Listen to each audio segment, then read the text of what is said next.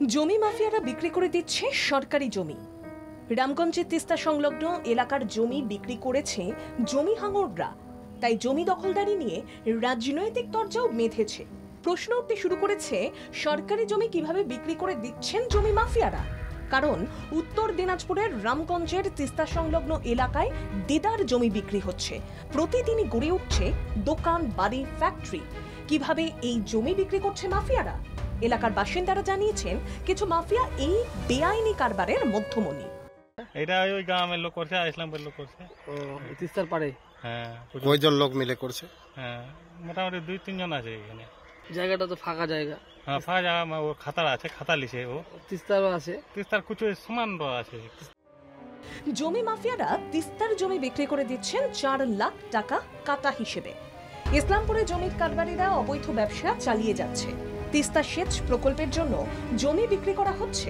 বিরোধীরা এই ঘটনায় তৃণমূল নেতৃত্বের বিরুদ্ধে মদতদানের অভিযোগ করছেন। দেখুন, আজকে যত মাফিয়া, সে আপনি জমি মাফিয়া বলুন,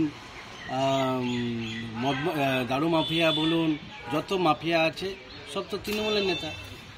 আজকে রামগঞ্জের এলাকায় কারা আছে? ওখানে বিজেপি শাসনে আছে, ওখানে পুলিশ, যেখানে পুলিশ ফাঁড়ি আছে তার আশেপাশে সব জায়গা দখল হয়ে গেছে। এ রাজ্যের সরকার একাধারে বলছে যে আমি জমি উদ্ধার করব, আবার পাশাপাশি দেখা যাচ্ছে এ রাজ্যের মুখ্যমন্ত্রী তার অনুপ্রেরণায় তার দলের জমি মাফিয়ারা বিভিন্ন জায়গায় জমি দখল করছে এবং জমি দখল করবার পর তারা চড়া দামে বিক্রি করছে। তৃণমূল কংগ্রেস নেতৃত্বের স্পষ্ট বার্তা, অপরাধীদের শিকড়ে পৌঁছে পুলিশ তদন্ত করুক।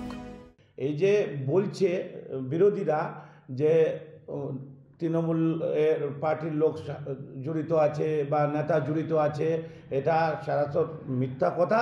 কারণ ওখানে কিছু জমি মাফিয়া আছে, কিছু এজেন্ট আছে, কিছু দালাল আছে, যারা ওরা ব্যবসা করে খাচ্ছে নিজের স্বার্থের জন্য, নিজে ইনকাম করার জন্য এগুলো করছে।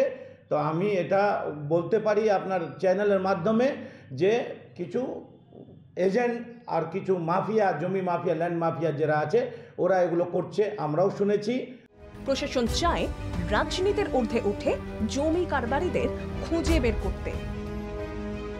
সুব্রত কান্তি বিশ্বাসের রিপোর্ট, বাংলা জাগো।